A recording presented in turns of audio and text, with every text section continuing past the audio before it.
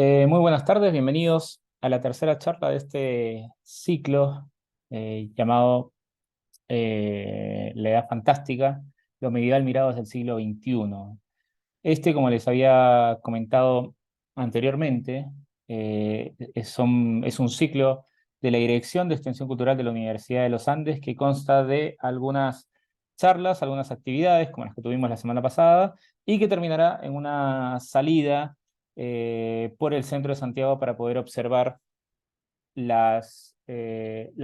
principalmente para poder recorrer alguna de las iglesias neogóticas del barrio Yungay y el barrio Brasil.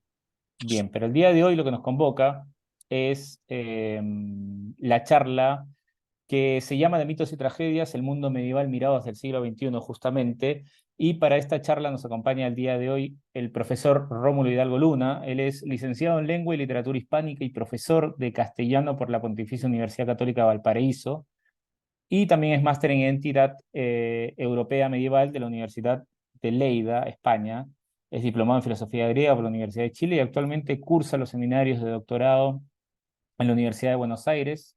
Es secretaria ejecutiva de la Sociedad Chilena de Estudios Medievales y es también miembro de la Sociedad Española de Estudios Medievales, del Centro de Estudios Medievales de la Universidad Gabriela Mistral y de la Asociación de Investigadores y Estudiosos Italianos en Chile.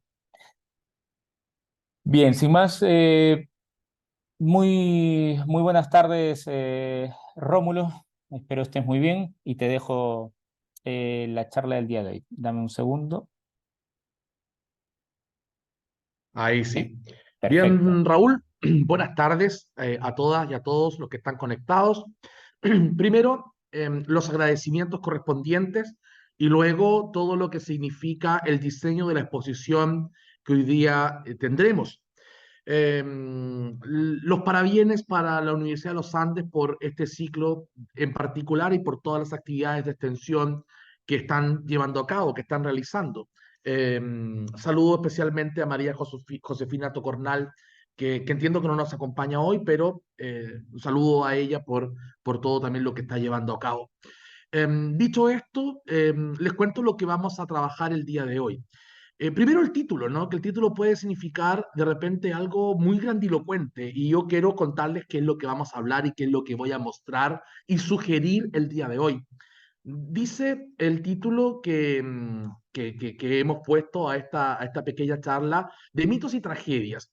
Y eso básicamente porque, claro, la Edad Media está ligada a un halo de elementos muy complejos que la definen, ¿no? Ya desde el nombre Edad Media ustedes saben que está un poco menoscabo porque nos encontramos en medio, literalmente, de dos edades eh, con buena prensa, dos edades luminosas, una el mundo clásico, el mundo grecorromano, la antigüedad, y luego el renacimiento, ¿no? Que tiene en su misma nomenclatura, en su misma terminología, un elemento que tiene una tensión, diríamos, con esto de edad media o medio tiempo.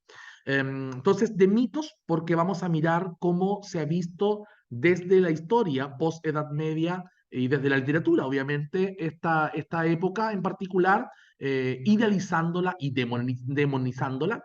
Y luego la tragedia que justamente a veces se perpetúa con respecto a la época medieval y en particular a las literaturas medievales, en donde todavía hay un gran desconocimiento pese a lo que significa en nuestro tiempo con las posibilidades que tenemos de acercarnos a esta época.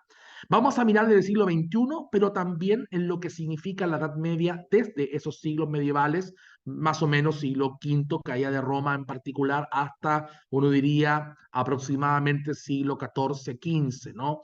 Todo lo que significa este gran periodo de tiempo, más de un milenio de historia y de sucesos, eh, explicados en unos pocos minutos, pero sobre todo valorados a través de una época que todavía no la sobrepasa en cantidad de tiempo. Entonces vamos a mirar el siglo XXI y yo diría que particularmente desde Latinoamérica. Ahí tienen una imagen, ¿no? Voy a partir con una imagen porque vamos a ocupar mucho de esta presentación a través de imágenes y de pequeños textos. Porque nos vamos a mover desde los mitos, la tragedia, los prejuicios que los tenemos indudablemente y tres pequeños fragmentos de obras de la Edad Media. Porque hay que distinguir, creo yo, lo que es la Edad Media como fuente histórica, literaria, filosófica, lo que dijeron los autores y las autoras en la Edad Media, lo que ellos percibían, digamos, como sus propias verdades, y luego lo que ha sido para otras comunidades la Edad Media a través del tiempo, qué es lo que fue para la gente del siglo XVI, qué es lo que fue para el mundo barroco, para el romanticismo que tanto la idealizará, qué es lo que significa la Edad Media a principios del siglo XX, qué es lo que ha significado ciertos hallazgos, descubrimientos. Hay mucha bibliografía, películas, series de televisión que nos hablan de un redescubrimiento, uno diría que casi cotidiano y constante de la Edad Media, lo que también es sospechoso, ¿no? Parece que la Edad Media está de moda, pero nunca ha estado del todo olvidada. Ahí Notre Dame, ahí los castillos, en la ruta del Rin o el Valle del Loire en Francia. Entonces uno diría, la Edad Media a veces le damos cierto énfasis porque nos acordamos de ella, pero nunca nos ha abandonado. Entonces distingo lo que son las fuentes medievales en lo que ha sido para las comunidades posteriores su percepción de la Edad Media y lo que nosotros queremos que sea la Edad Media. Creo que ahí hay un punto también tan interesante para nosotros porque muchas veces pensamos que la Edad Media que yo sueño como Humberto Eco, ¿no? La Edad Media que yo estoy soñando es la Edad Media y eso no tiene por qué necesariamente ser así. Luego, la imagen, ¿no? La imagen de Vikings, ¿no? De vikingos, esta serie de televisión de la década pasada ya, me parece que en parte de 2013, vikingos, y terminará hacia finales de la década 2020, casi un centenar de capítulos, 90 capítulos, de una serie que se conecta no solamente con la fantasía y las conspiraciones y el poder y una serie de elementos a veces bastante belicosos y violentos, de los pueblos del norte, ¿no? Pero que además nos retrotrae una serie de elementos que tienen cierto asidero en fuentes históricas y literarias. Aquí las sagas islandesas, los textos nórdicos hacen su trabajo para una base de lo que significa luego este trabajo cinematográfico, ¿no? Este trabajo fílmico en otro soporte, que evidentemente no es la Edad Media, pero sí es una Edad Media que nosotros podemos, entre comillas, vivir o revivir desde el siglo XXI. Entonces, dicho esto y partiendo de esta imagen, quiero ir sumando algunas otras imágenes. Ahí teníamos una imagen del cine, ¿no? Pero miren cómo los manuscritos, los textos de la Edad Media o muy antiguos, nos van dejando también imágenes, sugerencias, percepciones sobre lo que debió ser también una proyección imaginaria de lo que es la Edad Media. Ahí una imagen negativa, ¿no? Una imagen espeluznante, una imagen que nos puede dar cierto miedo, pero que también nos evoca años recientes de nuestra vida, ¿no? Con nuestra propia pandemia. Ahí iconografías, imágenes de lo que significó la peste negra, ¿no? Esta peste de los bubones, esta peste bubónica que ocurrió a mitad del siglo XIV, en pleno Trecento italiano, pero que luego también volvió varias veces en distintas zonas de Europa. Entonces, es una cuestión también no solo de una comunidad, sino de todo un mundo que llamamos medieval. Ahí nos da miedo, ¿no? Hay una imagen ahí que no deja de ser tan compleja y que se relaciona con lo que significa el texto como el de Camerón de Boccaccio, ¿no? Que va a mirar a través de un fresco todo lo que implica ese momento tan particular de la Florencia, de Italia y de Europa de ese siglo XIV. Entonces, acá tenemos una imagen nuestra imagen guerrera de la serie que todo el mundo todavía puede ver, ¿no? A través de las plataformas actuales, Netflix, etcétera. Ahí una imagen que quiere dejar un testimonio de lo que pudo ser, lo que pudo significar o lo que pudo mantener una sensación de lo que vivieron hombres y mujeres por allá en el siglo XIV y todo lo que significa esa petición a Dios de que por favor nos quite esta peste, ¿no? Luego, una imagen también que nos conecta con el pasado. Esta es una imagen del libro de las maravillas de Marco Polo. Uno de los grandes hombres de finales de la Edad Media que ya nos abre un espacio a lo moderno. Miren cómo se conecta su imaginario, sus prejuicios, sus lecturas como hombre ya que quiere dar testimonio de sus viajes, ¿no? Los viajes de Marco Polo por el mundo oriental, por Asia, y que se va a encontrar o que dice que se va a encontrar o que le han contado que existen, porque aquí hay muchos intermediarios, ¿no? Con respecto a los personajes de los mitos, ¿no? Que siguen habitando las tierras ignotas. Ahí a la izquierda un Blemi, al medio un ciépodo, ¿no? O un piépodo, diríamos nosotros, que es una especie de gigante, un hombre que tiene un solo pie y que dando saltos luego se cansa y para descansar se tira al prado, ustedes pueden ver ahí cómo está de espalda y para que el sol no lo queme, para que no lo pase mal con las temperaturas, se da sombra con su propio pie prominente, ¿no? Entonces hay elementos con imaginarios, a la derecha un cíclope, bastante más común y que me conecta con el mundo antiguo. Y pongo esta imagen que se va a relacionar con la última de la exposición, porque también a veces hemos visto la Edad Media desde una antítesis, no solamente con nuestro tiempo, ¿no? Uno de repente escucha, voy a citar a Regine Pernoud, la gran profesora francesa, que dice, uno de repente escucha, como en tiempos medievales, ¿no? Como en la Edad Media, con desdén, con menosprecio, mucha ignorancia, decía también Regine Pernoud. Pero no deja de ser interesante que se ocupa esta imagen de la Edad Media como los tiempos barbáricos, poco menos que de una esclavitud brutal y una hambruna y una desnudez tremendamente común, ¿no? O de una corte que, exacerbada en sus privilegios, tiene atosigado al pueblo. Hay una serie de elementos y nomenclaturas que de repente son muy actuales, muy contemporáneas y que se aplican a diestra y siniestra para hablar de los tiempos medievales. Entonces, ahí, imaginarios, toda la época, todas las épocas tienen sus prejuicios, sus idealizaciones. También lo tenía la Edad Media, pero me interesa esto. Conocían mitos, conocían historias del mundo antiguo y las perpetuaban, probablemente a través de la oralidad.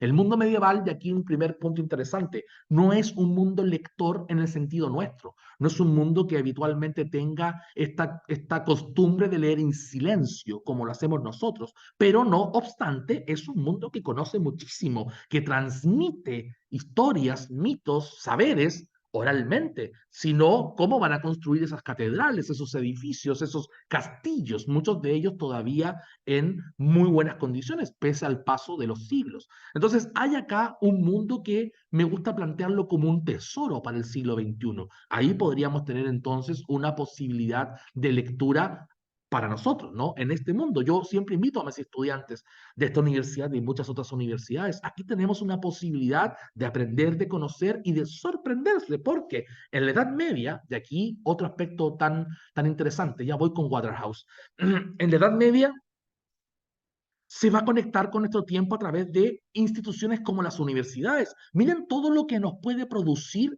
la Edad Media o que nos puede conectar la Edad Media con nosotros. Universidades, hospitales, municipios, prácticas como unas fiestas, ¿no? Carnavales. Uno piensa en Carnaval de Venecia, el mundo del Renacimiento, pero hay muchos carnavales, las fiestas de locos, etcétera, en el mundo medieval. Los relojes, los botones, las brújulas, el amor, ¿no? El amor, uno dice, ¿cómo? Antes no había amor. Sí, pero el amor que de repente uno podría entender como una pasión idealizada, este mundo que está ligado al tratamiento cortés, ¿no? Toda esta época del siglo XII, del siglo XIII, donde hay damas y caballeros, historias de Lancelot, por ejemplo, del el mundo de la mesa redonda, del rey Arturo, trovadores, Tristán y Isolda, etcétera, tiene una relación con el amor, ¿no? Con el cortejo entre damas y caballeros. Ya no es solamente el hombre que pelea, el hombre que lucha, el hombre que combate, sino que aquí también hay una dulcificación, como veremos más adelante. Entonces, el amor es un concepto que en buena medida, como amor pasional, se entiende desde la Edad Media. Hay usos sociales, hay una espiritualidad que en el mundo medieval es tan importante para nosotros, ¿no? El mundo cristiano hunde sus raíces en esa época medieval. Hay brebajes, ¿no? Cosas más pedestres, cosas más comunes que probablemente en el siglo XXI no dejan de ser interesantes de mirar, sobre todo en Latinoamérica, sobre todo desde países como Chile, Argentina, Perú, Brasil, etcétera. Brebajes como hidromiel, cada vez más popular. Muy recomendable por lo demás. Danzas, ¿no? Raúl ahí hacía alusión a ciertos viajes. Uno puede mirar una cierta medievalización de ciertos lugares en Latinoamérica, por más que nosotros no tenemos castillos y no tenemos una relación con ese entorno en términos de la arqueología o los vestigios, porque indudablemente nosotros no vivimos en esta tierra una edad media, pero sí heredamos una cultura medieval. Esto es muy importante. Los descubridores y luego los posteriores conquistadores llegan en muchos aspectos con elementos mentales, con elementos de las costumbres que radican sus orígenes en la Edad Media. Por lo tanto, hay una presencia bastante insospechada en muchos casos, que es importante para la configuración de una identidad de los países y de los lugares propios de nuestra actual América. Entonces, las danzas, todo este mundo de la danza irlandesa, estas fiestas, Saint Patrick Day, lo que implica, por ejemplo, los juegos de rol, los campeonatos, ¿no? Los juegos de video, Dante's Inferno, ¿no? Y tantos juegos de estrategia nos hablan de una Edad Media más presente de lo que uno podría estimar. Modas, música. Cuando hablo de la música, pienso desde música folclórica, música que tiene mucha relación con gaitas, con flautas, con especies de instrumentos de cuerda tipo laúd, que todavía hoy en día se hace muchísimo en el folclore pagano, ¿no? Todo este mundo nórdico, este mundo de la Europa vikinga, pero también de la Europa celta, ¿no? Porque además el mundo medieval va a aportar tantas visiones mitológicas. Cuando uno piensa en el mundo antiguo, estamos supeditados básicamente, yo sé que no es así, pero básicamente por temas educacionales, por temas de el mismo imaginario nuestro, pensar en Zeus, ¿no? En pensar en mitología greco-romana, que no es exactamente igual, pero la hemos encerrado en ese mundo clásico. El mundo medieval nos abrirá dimensiones con el mundo germánico, el mundo nórdico, el mundo árabe, el mundo hebreo, el mundo eslavo, ¿no? Es un mundo del desorden la Edad Media, es un mundo variopinto. Por eso que a mí me gusta siempre hablar de literaturas medievales y no de una literatura o de una cultura medieval compacta, ni hablar de Gran Bretaña y todo lo que significa ese mundo feérico, ¿no? Ese mundo de la isla, ese mundo de las hadas, del bosque vivo, ¿no? El bosque que está con vida aquí, donde hay seres que lo habitan. Esa mitología céltica tan preciosa, tan notable, que luego se ha trasuntado en películas contemporáneas, tanto del cine clásico como del cine de animación más actual. Recomiendo, por ejemplo, El secreto del libro de Kells, una película preciosa de animación que hace unos años atrás obtuvo el premio Oscar, ¿no? Entonces hay en nuestro mundo contemporáneo del siglo XXI un imaginario con respecto a esa Edad Media, un medievalismo entonces que podría funcionar desde incluso lo multimodal. Yo lo comentaba hace poco rato atrás, acá en la universidad, en clases en Mía del Mar, cómo uno podría, por ejemplo, descender al infierno de la Divina Comedia del Dante, ¿no? Hay plataformas, hay páginas que te permiten ir haciendo el recorrido por el cono invertido y ir pasando por cada círculo y cada pecado, y uno puede casi dialogar como si uno fuera un Dante en vivo, como un cine dogma, ¿no? Ahí vamos con la cámara bajando. Muy interesante, ¿no? Muy notable cómo la tecnología nos permite entrar en contacto con obras tan importantes, tan clásicas, entre comillas, ¿no? Porque parece que lo clásico aquí hay que ocuparlo en otro contexto, en un contexto medieval, pero obras clásicas de este tiempo medieval fascinantes para nosotros. La Edad Media del siglo XXI también me parece que lo podemos conectar a través de las efemérides, ya que cité a Dante hace poco tiempo, hace unos años, celebrábamos, ¿no? Los 750 años de Dante. Eh, el próximo año son los 650 años de la muerte de Francesco Petrarca. Tal vez un hombre polémico en el sentido de la ubicación, porque es muy medieval, pero también él siempre quería ser el primero moderno, ¿no? El primer hombre moderno. Un autor de transición, de culminación de lo medieval, pero ya mirando a lo que va a ser ese mundo que está por venir. O, dicho de otra forma, un mundo que quiero restituir. Petrarca añoraba el mundo clásico. Es curioso, ¿no? Esta cosa del zigzag o del retorno. Quiero ser en el futuro lo que fui antes. Petrarca tiene mucho de eso, pero es un hombre también, lean el cancionero, lean los triunfos, es un hombre muy, muy heredero de la tradición de trovadores y la tradición de la gran poesía italiana que le precedió, como el mismo Dante Alighieri. Por lo tanto, podemos conmemorar, que es una palabra muy importante, me parece, para lo que es esta Edad Media en la percepción de nosotras y de nosotros como seres del siglo XXI o que estamos viviendo en el siglo XXI. Yo soy del 20 también, pero bueno, no lo vamos a hablar acá eso, pero 2021, en estos tiempos contemporáneos. Voy a ocupar una palabra que no me gusta, pero me van a entender, estos tiempos postmodernos. Uno tiene también la posibilidad de acercarse a elementos del pasado, a otras comunidades, tal vez aprender de ellas, tal vez mirar cuáles fueron sus aciertos, sus errores, las herencias que tenemos de esos grupos. Porque nosotros no hemos sido los primeros en mirar la Edad Media. Y ahí voy a la imagen que ustedes tienen en pantalla, ¿no? Esa imagen maravillosa de una secuencia de pinturas que pinta Waterhouse, el gran pintor prerrafaelita que tiene este imaginario muy ligado no solo a las fuentes medievales originales, sino a obras que se inspiran en la Edad Media. El siglo XIX, no solamente a través del romanticismo, sino en otros momentos, en otros grupos pictóricos, literarios, tendrá una inspiración medieval, pero no son fuentes medievales. Hagan la distinción. Yo estoy pensando acá en obras como Ivanhoe de Walter Scott, ¿no? O El Señor de Bembibre de un escritor español, eh, Enrique Gil y Carrasco, ¿no? Que hablan los templarios en España. Son obras inspiradas en la Edad Media, pero son obras del siglo XIX, son novelas históricas. Bueno, acá lo que hace Waterhouse, pensando en Lady of Shalott, ¿no? Tan bonito lo que hace Tennyson con todos los mitos artúricos, Idylls of the King, ¿no? El gran poemario, Eric Enid, donde hace un poema basándose en los personajes de Chrétien de Troyes, el gran novelista francés del siglo XII.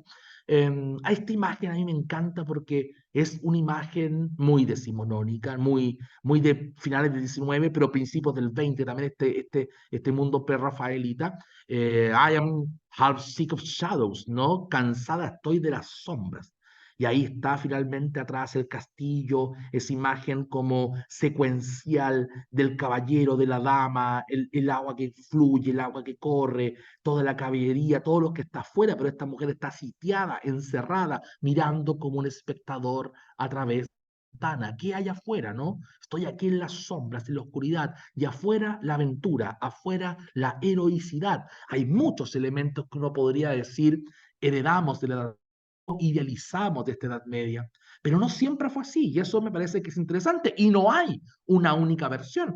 Ya he mostrado imágenes que nos hablan de los elementos malos de la época o de los sufrimientos, que son ciertos, y otros hablarán de las luces, como hay un libro de Jean Breton, ¿no? Sombras y luces de la Edad Media. A mí me gusta pensar sombras y luces de todas las épocas. Todas las épocas tienen de dulce y de gras. La Edad Media también. No vamos a idealizarla, pero tampoco vamos a demonizarla. Creo que hay que colocarla en una justa medida. Me pregunto, ¿qué dirán de nosotros en el futuro? Todas épocas juzgan a las anteriores, pero también serán en algún momento estudiadas, analizadas, clasificadas por los que vienen después. No solamente recibimos herencias, también las dejamos. Y eso es interesante de tener conciencia. Así que esta pintura de 1915, si mi memoria no me falla, cierra un ciclo sobre Lady of Shalott, ¿no? De Waterhouse. Hay una forma de mirar también la Edad Media a inicios de este siglo.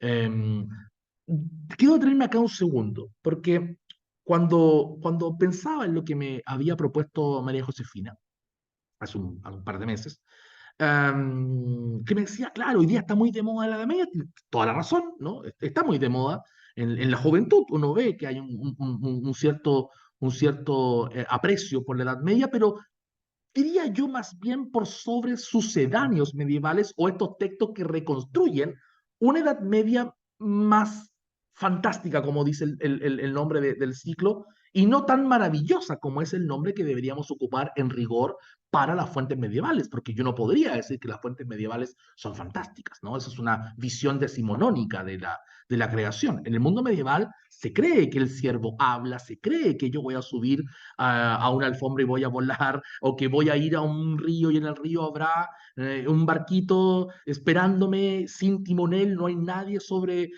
cubierta, nadie bajo cubierta, me subo al barco o el bote y el bote parte, ¿no? Mágicamente. Esos elementos de la maravilla son cotidianos en el mundo medieval y explican ese mundo. Por lo tanto, quiero pensar en que el fenómeno medieval es un vaivén, ¿no? Está siempre presente, pero hay hitos, hay momentos en el siglo XX, hay obras, películas, novelas, descubrimientos arqueológicos que hacen que la Edad Media vuelva a estar sobre el tapete. Y ahí me parece que hay una reflexión que habría que hacer desde el siglo XXI. pienso, como un profesor, ¿no? Pero también como un especialista que ha dedicado mucho tiempo a estudiar la Edad Media, pienso que hoy conocemos de la Edad Media más que los mismos medievales sobre sí. Y esto es fascinante para nosotros. Aquí voy a hacer una lectura del vaso medio lleno. Conocemos de la Edad Media muchas obras. Yo siempre cito este dato en clases y los estudiantes quedan un poco boquiabiertos porque hay centros importantes del saber, muchos centros eclesiásticos en la Edad Media, monasterios, conventos, luego también algunos lugares citadinos, ¿no? Que tendrán libros, ¿no? Que tendrán conocimiento, donde habitará o existirá o trabajará algún maestro, algún autor, ¿no? Alguna persona sabia. Y ahí se aglutina un círculo para mí virtuoso, ¿no? Que son discípulos, maestros, reflexiones, saberes, lectura, copia de textos manuscritamente, etcétera, etcétera. Pero, y todo esto a raíz de lo que señala Humberto Eco en El nombre de la rosa, ¿no? Que creo que es un hito muy fundamental para en los años 80, una revirtualización de lo medieval. Pero miren qué interesante, porque en España había un lugar, había unos ciertos pueblitos, ¿no? En Ripoll, que había que ir a mirar su biblioteca, porque era una biblioteca riquísima. Siempre se decía, oye, hay que ir a Ripoll a revisar su biblioteca. ¿Saben cuántos libros había allí? Poco más de 50 libros. Entonces uno dice 50 libros, no sé, yo lo puedo tener en mi computador, lo puedo tener en mi teléfono, lo puedo descargar hoy en día. Y puedo descargar obras medievales, a veces en estupendas traducciones. Entonces, el siglo XXI, y aquí una invitación para ustedes, ¿no? Que les interesa estos temas, el siglo XXI nos ha dado la posibilidad de, a través de lo digital, conocer la Edad Media de una forma inimaginable hace un par de décadas atrás. La arqueología ha avanzado muchísimo. Yo recuerdo algún momento haber estudiado pueblitos medievales vistos con drones y reconstruidos, una maravilla con la tecnología actual. Y uno dice, pero ¿cómo hacen esto? ¿Hasta dónde está la especulación o la invención?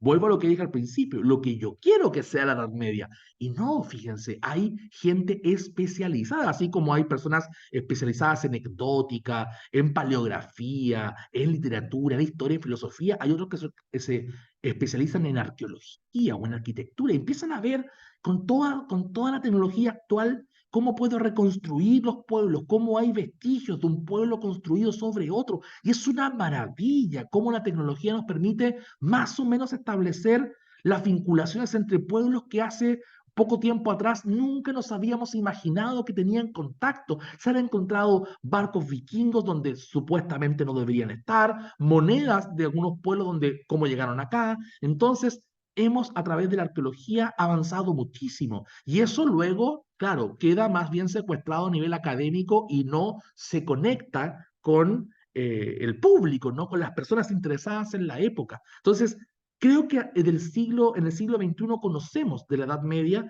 algunos elementos que incluso en la Edad Media no estaban tan conectados. Creo que lo posmoderno, ¿no? Esta hiperconexión tiene, entre comillas, algo positivo desde esa perspectiva. Señalé de las publicaciones, hay muchos catálogos editoriales que tienen colecciones, biblioteca medieval, colección de textos medievales o literaturas medievales, ciruela, cátedra, acal, gredos, hay cuantos sellos en nuestro idioma, solamente estoy pensando, que nos permiten acceder a fuentes primarias, o sea, fuentes que son de la Edad Media y que antiguamente estaban muy descontinuadas, muchas veces impublicadas o nunca antes traducidas del francés medieval, del occitano, de las lenguas de la península ibérica, del inglés y todo lo que uno puede encontrar allí, etcétera, etcétera, ¿no? Entonces hay un mejor pie para nosotros si queremos estudiar la historia, la filosofía, el arte o las literaturas de la Edad Media. Creo que lo digital en eso ha sido un beneficio para nosotros como lectores y personas del siglo XXI. Pero aquí nos hace la pregunta a través de lo de Humberto Eco, ¿no? Y esta gran novela y gran película, ¿no? Y un gran estudioso, porque hay que decirlo, Humberto Eco, C.S. Lewis, Tolkien, etcétera, han sido en buena medida también personas que han dedicado tanto su labor intelectual como su labor creativa a vincularse con la Edad Media. Son labores paralelas, no contrarias, yo diría complementarias, pero no hay que mirarlas igual. No es lo mismo que yo haga una novela ambientada en la Edad Media, como El nombre de la rosa, magnífica novela policial, es una novela policial finalmente, de lo que significa un estudio de Humberto Eco sobre la Edad Media. Que eso es otra cosa, ¿no? Eso es un Humberto Eco filólogo, profesor duro, ¿no? Más complejo, ¿no? Es otro autor. Entonces, eso me parece que es interesante. Percibimos a través de Nombre de la Rosa un revival de la Edad Media muy sostenido en los años 80. Eso es indesmentible. Así que me parece que la Edad Media está de moda, entre comillas, hace mucho, mucho tiempo. ¿Cómo se ha percibido entonces esta Edad Media a través del tiempo, ¿no? A través de los siglos después de la Edad Media? Primero habría que pensar que no siempre la Edad Media ha sido bien vista, ¿no? Erasmo de Rotterdam, por ejemplo, en el 16, critica una visión excesivamente cristiana, que es muy preponderante, obviamente, en varias comunidades, pero no en todas, del mundo medieval. El mundo medieval es muy espiritual, ¿no? Eso sí, pero no siempre va a ser cristiano. Hay un mundo hebreo, hay un mundo musulmán, hay también grupos que tienen creencias que no son tan compactas como uno cree, así que hay una Edad Media muy heterogénea. Pero Erasmo pensaba aquello, ¿no? Que había una visión cristiana muy totalitaria, muy total. No sé si están así. Pero bueno, luego interesante pensar cómo se fue dando este concepto de época oscura. Christoph Keller habla de una época oscura hasta el humanismo que la salva, ¿no? Al siglo XVIII en la Ilustración, la Edad Media también se ve pésimo, es una visión muy negativa. Se profundiza esa imagen de lo feo, de lo malo, de lo injusto, de la enfermedad, de la pobreza, de todo lo que es más negativo. Voltaire mismo despreciaba la Edad Media, otra imagen negativa. Descartes, ni hablar. Rousseau dice que la Edad Media es un periodo absurdo, ¿no? O sea, volvemos también con esa imagen de lo que significa menospreciar este momento de la historia. Herder explicaba en el siglo XVIII también este proceso biológico de la Edad Media, donde la infancia había sido en Oriente, la adolescencia en Egipto, la madurez en Grecia, la senilidad en Roma, por lo tanto, en la Edad Media poco podíamos esperar. Es el romanticismo probablemente, el folclore, lo nacional, todo ese mundo mitológico, lo que va a significar entonces un elemento positivo. La Edad Media va a ser vista como el alma de los pueblos, ¿no? Por eso que los vikingos, por eso que el mundo germánico, textos además como canciones antiguas que se van a empezar a recopilar, muy interesante, por ejemplo, en la orden de Longrod con el Kalevala, interesante, los folcloristas cómo empiezan a decir, oye, pero estos textos que se van cantando, estas baladas, estos poemas, son de la Edad Media. Y nosotros los seguimos cantando hoy en día. Hay tonalidades, hay viejos textos de hadas encantadas, ¿no? Hermanelin, que además tiene tantas versiones, desde para niños hasta del rock metal, ¿no? Del metal contemporáneo. Hay versiones también que hacen toda una relación con tradiciones medievales, rock metal contemporáneo. Eh, Piensen en el rock islandés o el metal feroés, donde hablan de Ormurunlangi, ¿no? La larga sierpe, que es una especie de un drakkar, ¿no? Es un barco vikingo que va por los mares. O sea, hay una reminiscencia en los pueblos actuales, los jóvenes actuales de varias zonas de Europa que recuerdan aquello. El romanticismo hablará mucho de la Edad Media, como ya he señalado. Las lenguas parten en la Edad Media, en nuestros idiomas. Hay una conexión con viejos mitos, con personajes, el Cid, Roldán, héroes, aventuras. Eso es interesante y creo que es atemporal. Eso es interesante. La Edad Media tiene ciertos perfiles que trascienden una época, que trascienden un momento histórico en particular. El siglo XIX nos va a heredar el gótico, también va a heredar ciertos ideales que están ligados a las cruzadas. Chateaubriand, por ejemplo, alabará la caballería, los ideales. La pintura romántica será neomedieval. Hay una identidad importante con todo lo que se supone es la Edad Media, pero igual es un sueño, ¿no? Igual es un discurso. Sin la Edad Media, por ejemplo, no se va a entender muchos aspectos de las vanguardias del siglo XX, y esto es muy interesante de vincular. No se entendería el Art Deco, ciertos elementos del modernismo. Hay en el siglo XX un replanteamiento. Julius Évola, por ejemplo, evoca la Edad Media como un lugar ideal para las corporaciones. Hay elementos importantes para la búsqueda del grial, por ejemplo, que tanto obsesiona a Évola y a otros autores. Y ahí, interesante, el siglo XX tiene profesores, profesoras que hacen todo un trabajo con respecto a lo que implica ese mundo medieval. El nuevo medievalismo, este término que hoy día se ocupa, ¿no? Se habla desde la ciencia política hasta la literatura. Hay conceptos que son permeables como las fronteras hoy en día, ¿no? Eso es también algo muy, muy propio de esta Edad Media. Hay una estética, diríamos, medieval, unas vestimentas medievales, la poesía, la novela, la cinematográfica, ¿no? El cine, hacen ahí un aporte, me parece fundamental, desde lo lúdico con respecto a lo medieval y a las literaturas medievales. Así que miramos la Edad Media desde probablemente donde queremos encontrar algo que nos satisfaga, ¿no? Hoy en día. La última parte de la ponencia o de esta charla quiero centrarla en mostrarles lo que es la Edad Media como fuentes medievales y las posibilidades que tenemos hoy de ir mirando entonces estos corpus de textos. Por lo tanto, la pregunta que me quiero hacer ahora, para cerrar el último tercio de esta charla, antes de ir a las preguntas, es qué es realmente entonces esta literatura medieval que yo planteaba como un tesoro por descubrir. Aquí es complejo, ¿no? Porque son grandes, grandes grupos lingüísticos, culturales, mucho tiempo que habría que considerar, ¿no? Es difícil resumirlo, sintetizarlo en unos minutos. Hay temas importantes, una literatura rica, disímil, extensa, a veces contradictoria, muy espiritual, pero a veces también muy real, muy situada en un contexto determinado, ¿no?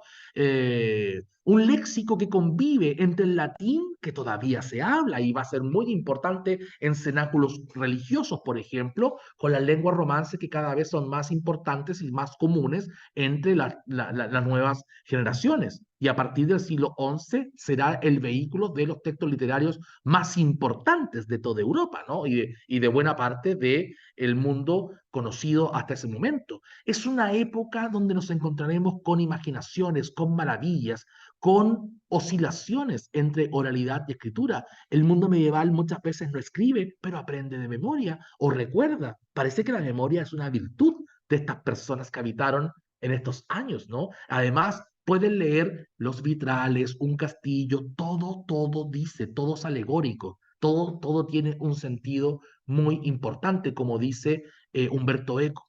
Hay una alegoría, hay una heráldica en la época. Y hay un carácter que es particular de estas literaturas medievales, ¿no? Hay un carácter moralizante, pero también hay mucha literatura un poco subido de tono, ¿no? Incluso obscena. Los Fablieux, hay unos cuentos ahí, antecedentes del Decamerón de Boccaccio, que uno dice, ¿dónde está aquí eso que me han dicho que es todo moralizante? Podría ser didáctico en algún sentido, pero no sé si moralizante del todo. Es interesante pensar cómo conviven también elementos laicos y religiosos. Eso también creo que hay que recordarlo, ¿no? Hay una idea de la fama. A veces pensamos que el Renacimiento es el que habla de el autor o la autora. No, en la Edad Media sabemos que hay muchas personas, hombres y mujeres, que escribieron, y no solo en el ámbito religioso o en el ámbito que uno diría clerical. Hay una gran cantidad de autoras. Eso me parece que distingue muchísimo a las literaturas medievales. Hay una idea de conjunto, que es una cuestión que tal vez hoy en día nosotros, en nuestro individualismo contemporáneo, hemos olvidado. ¿Hay jerarquías en el mundo medieval? Pues claro que las hay. Dios, tal vez el rey, ¿no? O el noble, o la noble más importante. ¿Hay jerarquías también en las familias? Sí. La jerarquía no es mala per se. ¿Por qué? Hay armonías, ¿no? Hay concordancias, hay un conjunto, una comunidad que en la época medieval es la base de todo este mundo. Hay un intercambio cultural. Es cierto que hay tensiones, hay guerras. Uno diría que hoy día se han extinguido y no es así, ¿no? Hay guerras como toda época. El hombre, el ser humano es belicoso, pero acá también hay un rico intercambio cultural. Hay bastante más tolerancia de lo que uno podría imaginar en varios momentos de la Edad Media. Por lo tanto, planteo un concepto de literaturas medievales y no un solo concepto homogéneo, compacto, único, acomodado a nuestras propias expectativas. Las fuentes, los poemas, los cuentos, las novelas, lo que hay de la Edad Media, los vestigios que tenemos, lo que podemos leer de esas comunidades de esa época, no son compactas. Insisto en ese detalle, son muy variopintas, son divergentes. Y eso me parece también que enriquece más aún una posibilidad desde nuestro siglo XXI de acercarnos a esta Edad Media. Esto me lo voy a saltar. Después puedo compartir la presentación y ustedes pueden, bueno, también queda en el video de la sesión, pero luego, si ustedes lo necesitan, puedo compartir, no tengo ningún problema en compartir la presentación, que solamente son textos e imágenes que acompañan la exposición, no es nada tan posmoderno. Casi diría, me atrevo a decir que es una presentación medieval, ¿no? Hay acá entonces visiones críticas. Miren qué bonito lo que hizo Humberto Eco, ya como un estudioso y no como un novelista. La cultura medieval tiene el sentido de la innovación, pero se las ingenia para esconderlo bajo el disfraz de la repetición, al contrario de la cultura moderna, que finge innovar incluso cuando repite. En la Edad Media ustedes siempre se van a encontrar con autores, con textos que dicen, oh, alguien me pasó un libro o alguien me dijo que, como que siempre tú haces relación al otro. No porque no te quieras hacer cargo de lo que tú estás diciendo, sino porque entiendes que no eres único, que no eres solo, que todo esto está en una comunidad, que nadie puede vivir solo, nadie es tan poderoso para ser autovalente, sino que necesitamos de una comunidad. Es muy interesante esa solidaridad que muchas veces hemos olvidado, pero que autores como George Duby, luego Jacques Le Goff y Philippe Arié y otros más han establecido como una característica de esta época. Regine Pernoud, que ya la he citado anteriormente, nos dice, en un libro que yo siempre recomiendo, si a alguien le interesa un libro introductorio, de historia, pero sobre todo de reflexión sobre la Edad Media, este libro es magnífico para acabar con la Edad Media, publicado en editorial Olañeta. Eh, Regine Pernoud en el primer capítulo se afana en decir, bueno, la Edad Media está más presente de lo que uno cree. Básicamente, muchas ideas que hemos dicho hoy, pero también dice, la Edad Media también está muy conectada con el mundo anterior. O sea, la Edad Media no es que un día, después de la caída de Roma, se despertaron las personas de esa época y dijeron, estamos en la Edad Media, qué tristeza, ayer estábamos en la época clásica, ¿no? No, no es así el cambio, no es un interruptor que uno pone en un modo o en otro. Hay un proceso, son procesos y son a veces bastante más lentos de lo que uno podría esperar y en otros contextos son bastante más paralelos de lo que uno podría afirmar. O sea, a la Edad Media van haciendo cuando todavía la Edad Clásica se va apagando y luego cuando la Edad Media se apague ya tendrá conexiones con lo que será la época moderna.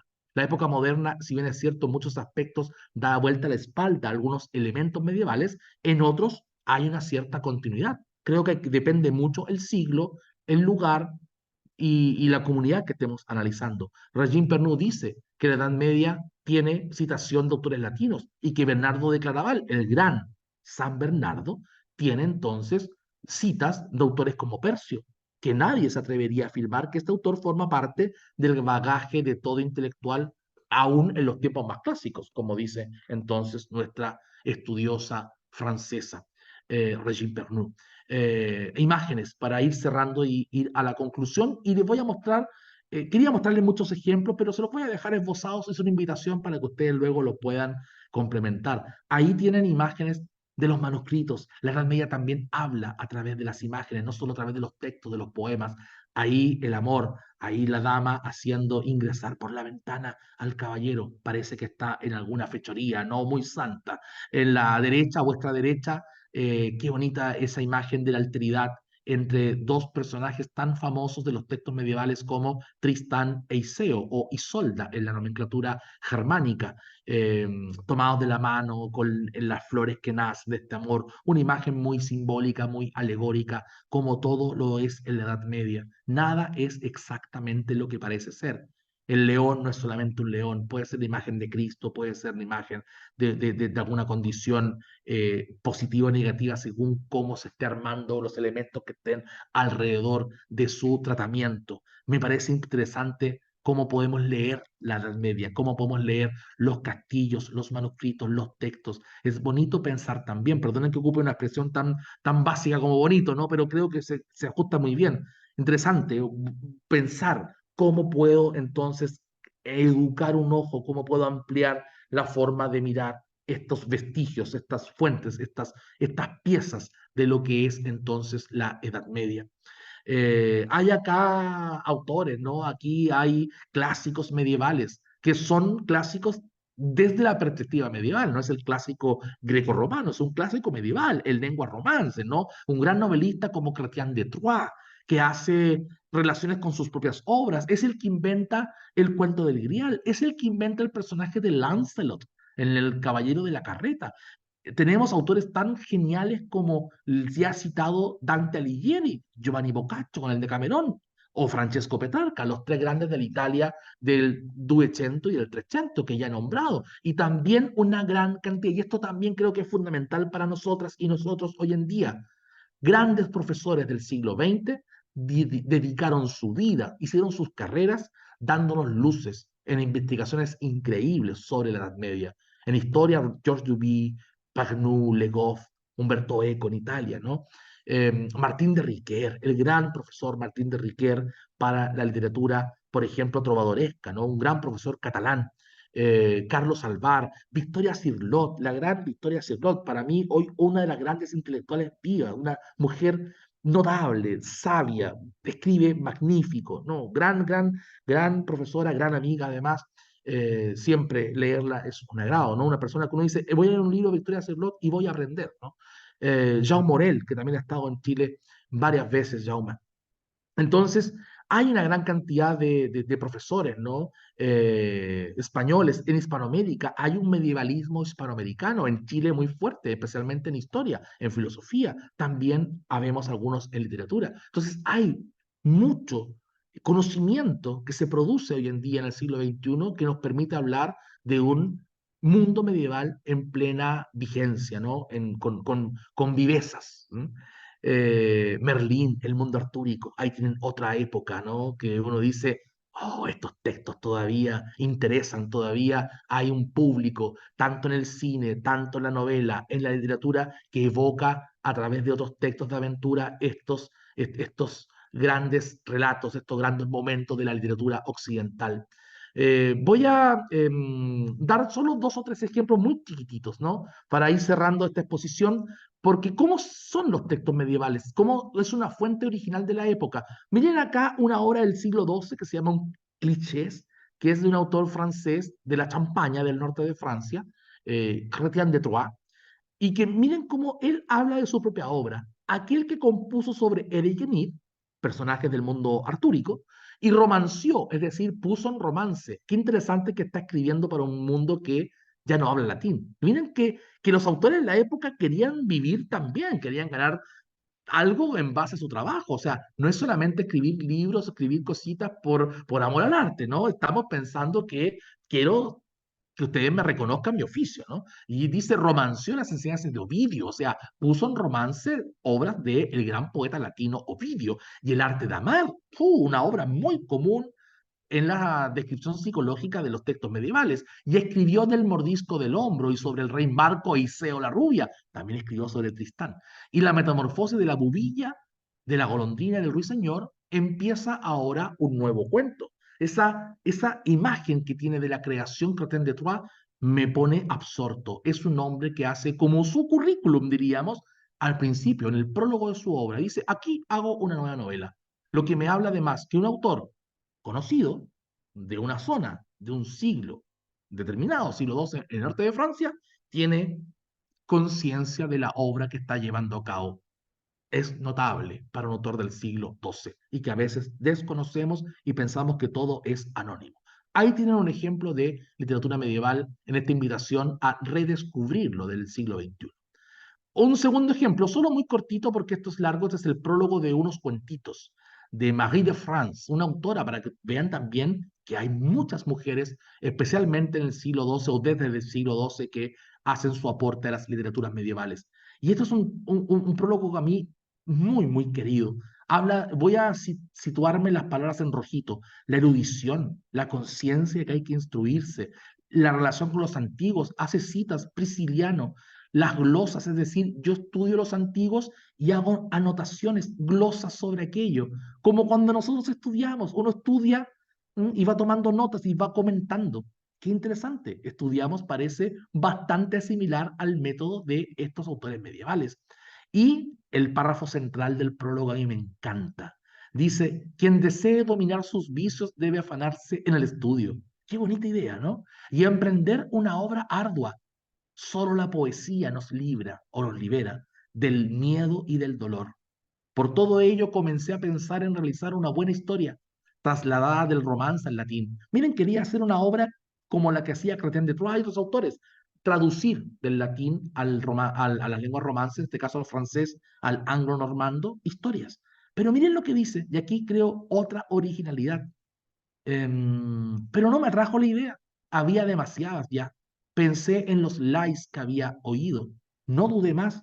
Quien primero los narraron recordaban en ellos aventuras maravillosas. Para mí, dos palabras que definen las literaturas medievales: aventuras maravillosas. No quisiera olvidar jamás cuántos he ido contar. Los textos medievales en algún momento pasan a la escritura para que nosotros, en el siglo XXI, no los olvidemos. Marie de France es una de esas autoras que lleva a cabo esa labor.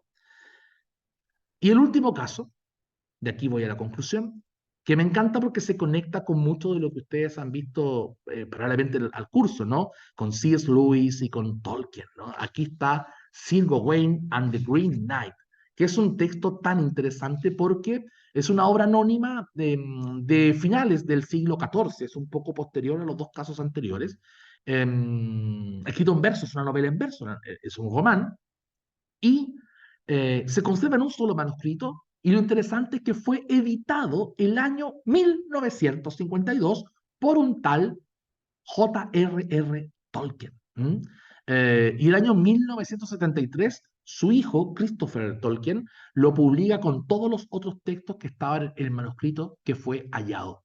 Notable, es una obra que muchos pensaban incluso que era del propio Tolkien, pero no, no es El Señor de los Anillos que hace Tolkien, bueno, El Hobbit desde los años 20, 30, y luego El Señor de los Anillos de los 50. No, no, acá es una obra medieval que el Tolkien profesor, ¿no?, estudioso, investigador, publica. Solo un fragmentito pequeño, porque miren qué increíble. El Caballero Verde aparece en el manuscrito entero verde. Es maravilla, ¿no? Es un texto maravilloso, que además es la prueba del hacha. Corta la cabeza y sigue hablando. Maravilla pura, cosas que pasan en los textos medievales, ¿no? Y que nosotros aceptamos como lectores contemporáneos. Qué lindo el manuscrito, además. Miren el texto con el que quiero casi ir cerrando. Dice: está describiendo al Caballero Verde, en este gigante que viene a desafiar a la corte de Arturo, a sus caballeros. Dice: todo en aquel desconocido era del más puro verde. El brial ajustado y ceñido en la cintura, su rica capa sobre el brial forrada de finísima piel, con la caperuza retirada y echada sobre los hombros, calzas elegantes del mismo color, ajustadas hasta arriba y cogidas en la pantorrilla, con tintineantes espuelas de brillante oro debajo, sujetas sobre bandas de seda bordada. En verdad, sus vestidos eran de vivo verde, así como los tachones de su cinto y las piedras ricamente dispuestas, las guardapas delante del cabello, su grupo arrogante, clavos, botones, todo era del mismo color. En cuanto al corcel, era todo semejante al jinete que lo montaba: verde, tremendo, fogoso, brusco, un corcel digno de su dueño. ¡Wow! Imagínense que llega la fiesta del rey Arturo en la corte, un caballero, barba, armas, todo verde. Y dicen: denme, ¿cuál es el mejor caballero de ustedes? Denme un golpe con mi hacha en mi cuello y después yo les devolveré el golpe. Y todos dicen: oh, este caballero, aquí hay una trampa. Y Gawain, que es el sobrino del rey Arturo, le da el golpe con el hacha, corta su cabeza porque le da con todas sus fuerzas, pero el problema es que la cabeza sigue hablando, separada del cuerpo. Es una imagen maravillosa, y ahí comienza realmente la aventura, porque el Caballero Verde se cobrará ahora su golpe de revancha, pero un año después, no de inmediato. Imagínense el pobre Gawain cómo vivió ese año esperando presentarse ante el hombre misterioso, este hombre verde. Un caballero no rompe su palabra, así que obviamente este sobrino de Arturo se va a presentar ante el caballero verde y no les contaré el final porque no soy un spoiler, ¿no? Diríamos en términos contemporáneos. Terminemos entonces, vamos a las conclusiones de todo lo que significa esto que hemos hablado hoy. La Edad Media está proyectada hacia el siglo XXI en tantos mitos hermosos, tantos elementos que faltan por estudiar, ¿no? El cuento del Grial, hay una imagen de la lanza de Longinos, ¿no? En el cortejo del rico rey pescador en el castillo del Grial, un mito tal vez de lo más importante, de lo más maravilloso y lo más impactante de toda la Edad Media, para toda la cristiandad. Luego, la mesa redonda, ahí miren cómo se aparece el Grial, ¿no? Esto es un manuscrito más tardío, miren lo lujoso que es, lo precioso que es el manuscrito, rico en colores, en ilustraciones, el tipo de letra tardía, ¿no? Letra gótica, las iniciales ahí muy, muy refinadas. Esto, Thomas Malory, la muerte de Arturo. Luego Dante. Para mí Dante resume mucho o casi todo lo que es la Edad Media. Ahí el sumo poeta que diga finalmente lo que significa estudiar, ver, conocer al dedillo lo que es la tradición literaria medieval que le precedió, el más grande probablemente. Y luego las proyecciones, ¿no? ¿Cómo olvidar en el siglo XX no solamente el cine, que podríamos haber visto también desde el cine, pero las autores, ¿no? C.S. Lewis, Las Crónicas de Narnia, desde el 50, el primer texto, ¿no? El león, la bruja y el armario, hasta el 56, que se publica originalmente el séptimo tomo de la colección. Otro profesor notable, conocedor de Chaucer, de los trovadores, del amor, de la alegoría, un gran estudioso, pero también un gran recreador de la Edad Media a través de sus obras del siglo XX. Y ya el citado Tolkien, con El Hobbit, El Señor de los Anillos, pero también como un editor de textos, como un profesor, un estudioso, con El Caballero Verde. Me quiero quedar finalmente con esa imagen que es tomada del manuscrito del bestiario de Aberdeen, es un ave fénix, un mito clásico, pero que es una invitación para ustedes, que tiene que ver entonces con una Edad Media que en el siglo XXI renace, ¿no? En el siglo XX renace desde el fuego, renace para que nosotros podamos recuperarla, leerla y estudiarla. A Jacques Le Goff le preguntaron una vez, a Jacques Le Goff, ¿no? Véronique Salé en L'Histoire, le preguntan en una entrevista, le dice, ¿qué es para usted la Edad Media? Bueno, y él dice, mira, la Edad Media en realidad tal vez se llama así desde Petrarca, en medio un tempo, medio témpora, ¿no? Con los tiempos medios. Pero dice, probablemente la Edad Media sea un tiempo de luces y de sombras. Muy buena definición, simple pero tan clara. La Edad Media es, en muchos aspectos, la Edad Media que nosotros queremos hallar. Y aquí hay mucha materia para discutir, quedará para otra oportunidad. Muchas gracias.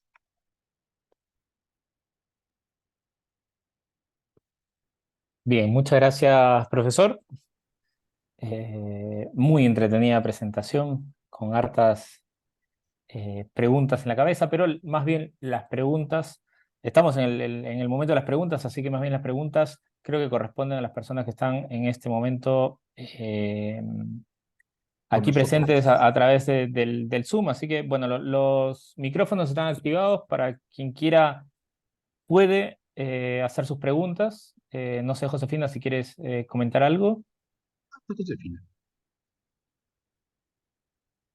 Hola, buenas tardes. Muchas gracias, Buenas tardes, Josefina, un gusto. Rómulo, por la presentación. Muchas Un gracias. gusto conocernos aquí, aunque sea en la pantalla. Muchas gracias por la presentación y por esa cantidad enorme de información y de conocimiento que nos has compartido hoy día. Muchas gracias. Yo siento que no sé nada de la Edad Media después de escucharte. Yo Solo uno tiene... tampoco, porque Josefina, son 1000 años, ¿no? Son 1000 años y son tantas lenguas, tantos mitos, tantos pueblos, que uno dice, tampoco sé tanto, ¿no? Mira, los medievalistas siempre se especializan, o te dedicas a literaturas románicas, o germánicas, o mundo árabe, porque son tantos siglos y tantos autores y autoras que en realidad te das cuenta que siempre, siempre quedas corto. Así que tu sensación la vivimos también nosotros día a día. Es una sensación muy, muy honesta, pero también muy constante. Ocurre mucho en los estudios medievales. Es cierto. Me imagino, porque bueno, yo estudié hace mucho tiempo, pasé por la universidad y había uno o dos profesores de historia medieval que tenían sus preferencias dentro de los periodos, como dices tú, su especialidad dentro de la Edad Media. Pero lo que me parece más interesante de todo esto es como el contraste entre esa imagen que uno tiene, no sé, cuando uno estudió historia medieval o le tocó en algún momento, Claro. pareciera ser que los medievalistas son personas que están ahí como en otro planeta, Claro. en una etapa de la historia tan oculta, tan lejana, no sé, a lo mejor muerta hace mucho tiempo, algo demasiado antiguo. Y por el otro lado, hemos tenido este ciclo medieval que empezamos ya la semana pasada. Ahí hemos estado con Raúl en la organización, estamos con un seminario organizado por el Instituto de Literatura sobre Lewis y Tolkien, que se cumplían efemérides de su muerte este año, de Claro. cada uno de ellos. Eh, y la asistencia a este seminario fue enorme, tuvimos la sala llena, mucha gente también pendiente, después tuvimos una presentación de baile celta y flauta, un Bonito. campeonato de Catán, de este juego que es como que replica un poco la Edad Media, y otras presentaciones, y hemos tenido muy buena respuesta. Algo que también a mí me sorprende, probablemente no soy de esa generación, pero hay una generación que tiene hoy día, no sé, 30 años o menos, que ha crecido con este, como, no sé si es ¿cómo lo llamarías tú? Un revival, no sé, de esta cosa medieval, entre tanto Game of Thrones y juegos de Sí. batallas, caballeros, dragones y Oye, ¿sabes vikingos, también lo que hay etcétera. mucho? Coleccionismo también. Réplicas de armas, réplicas de facsímiles, textos que imitan los manuscritos antiguos. Eso también hay mucho. Y yo sumaría otra cosa más también a raíz de lo interesante que tú estás diciendo. Eh, yo creo que también en Hispanoamérica hay mucha recepción de lo que significa ese mundo medieval. Pensemos, por ejemplo, un autor como Jorge Luis Borges. Borges que hace traducciones muy pioneras de lo que significa, por ejemplo, el mundo anglosajón, la Anglo-Saxon Literature. Y hay una cuestión muy, muy interesante porque en Chile, por ejemplo, Armando Roa, gran poeta, amigo también, Armando Roa hace también un trabajo muy notable que lanzaremos próximamente el texto acá en Mía del Mar. Hay toda una cuestión de volver a circular, a hacer traducciones de textos del mundo anglosajón, textos antiguos, eh, cosas desconocidas. Vicente Huidobro, por ejemplo, nuestro poeta chileno, tiene esta gran novela Mi Cid Campeador Hazaña, ¿no? O sea, hay una gran cantidad de vinculaciones. Oscar Hahn tiene poemarios donde está evocando la poesía antigua. Entonces, en Hispanoamérica hay una recepción, los bestiarios, por ejemplo, el bestiario de Juan José Arreola en México, el mismo libro de los seres imaginarios de Borges. O sea, en Hispanoamérica se ha tomado géneros, obras, temas, mitos, músicas, arquitectura, porque yo escuchaba que Raúl decía que en un momento van a hacer también una salida. Qué interesante es ver también cómo se recepta, cómo se recepciona ideas del mundo medieval y de todo lo que significa entre la Edad Media y nosotros, pero qué aportamos nosotros desde la mirada latinoamericana a esa herencia cultural que nos trae el mundo medieval y el cristianismo como el eje central de todo este proceso, ¿no? Entonces ahí creo que hay una riqueza y eso nos valida tanto en la moda que está, que es evidente, ¿no? Pero también en el elemento más profundo de cómo está presente en nosotros identitariamente. Es muy bonito cuando uno lo mira también de esa forma. ¿Mm? Sí, muy interesante. Me estaba acordando de algunos profesores de historia que me tocó tener, que decían que, bueno, hay como un enganche con la Edad Media. Nosotros fuimos, entre comillas, colonizados, bueno, no sé, el Reino de Chile y toda esta parte de América la conquista de América fue prácticamente un epílogo, un coletazo de la Edad Media, de la reconquista de Granada. Hay como la hueste conquistadora es muy medieval, digamos, es muy primitiva.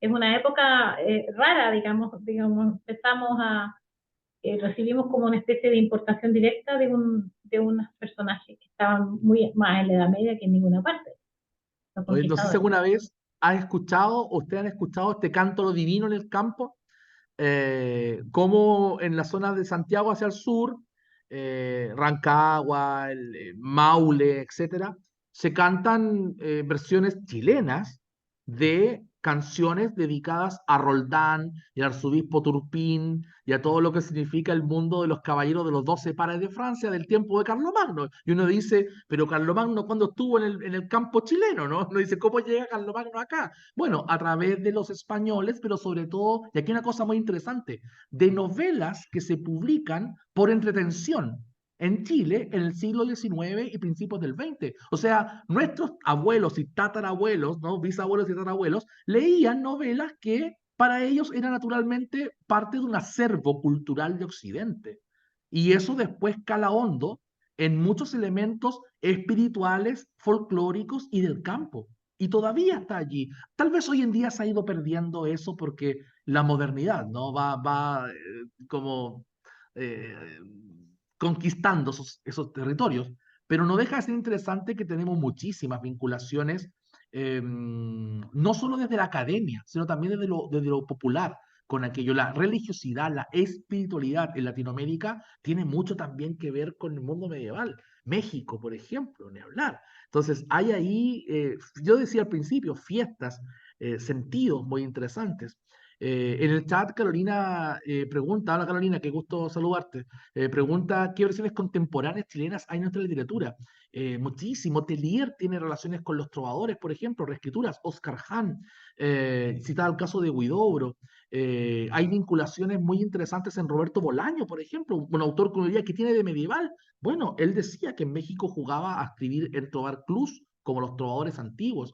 En Nocturno de Chile hace relación con Sordello. O sea, hay una gran cantidad de autores nacionales que hacen. Braulio Arenas, yo recién nombraba el prólogo de María de Francia, de los Le o los Lais, estos cuentitos que ella dice haber escuchado en Gran Bretaña, que son relatos maravillosos. Hay uno muy bueno sobre un hombre lobo, que es buenísimo, muy entretenido, ¿no?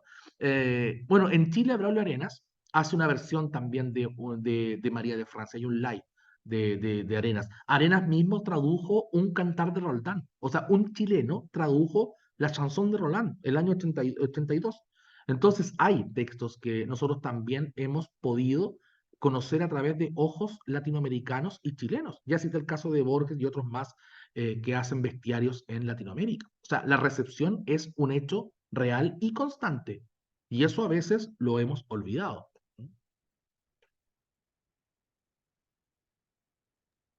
Muchas gracias, Rómulo. Sí, lo que pasa es que, No, gracias claro, a usted. todo este conocimiento, yo creo que no sé, las tribus urbanas que hoy día se visten de góticos y Sí, juegan a los torneos medievales no tienen ni idea de todo lo que podría haber detrás. Yo creo que hay todo eso que tú dices y además una versión que es como de imitación, de una cosa como de juego, claro, a lo mejor sin ninguna conexión, pero hay algo en la estética que está, digamos, hoy día como de sí. moda, o estuvo en su momento, hace poco, y eso se cruza con el cine, con las series, con toda esta cosa, el, el marketing y la memorabilia y todo lo que hay de estas películas.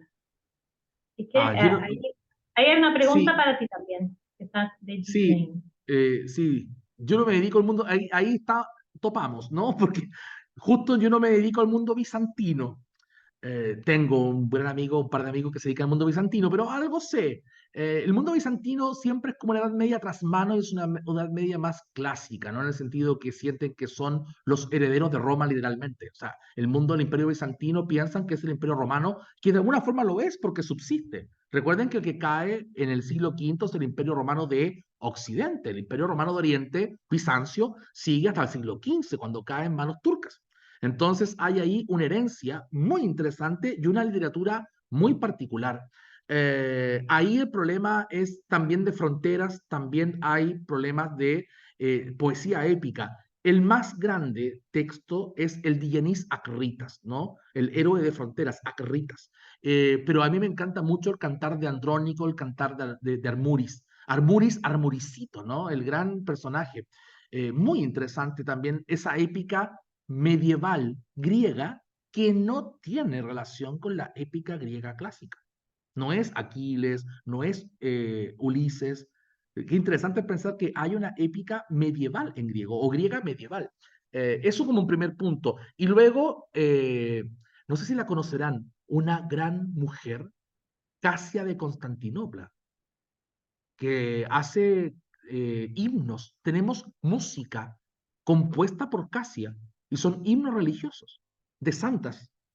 Es la primera mujer de la cual hemos conservado música y es bizantina, es poesía bizantina. Preciosa lo que hace Casia de Constantinopla. Se ha hecho una excelente traducción en cátedra hace unos 4 años atrás o 3 años atrás y está publicado. Casia de Constantinopla, magnífica autora, muy desconocida. ¿Se acuerdan que le dije hace un rato que hay muchas mujeres en el mundo medieval que han conservado, de la cual hemos conservado textos?